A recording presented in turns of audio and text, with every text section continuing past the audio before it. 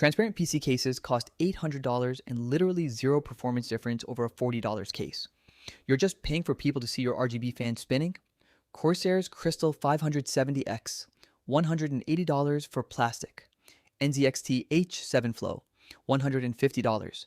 Then you stack in cable management clips at $35 each, fuzzy cable sleeves, $90 per set, and suddenly you're dropping $400 on a box that makes your GPU run the exact same speed.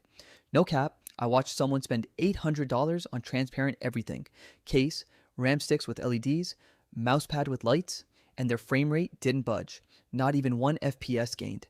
It's a status symbol we're calling a hobby. Drop A if you already knew this. Rate this one. 10 in the comments. Facebook has a behind the scenes version of this. Search Zapped on Facebook Reels.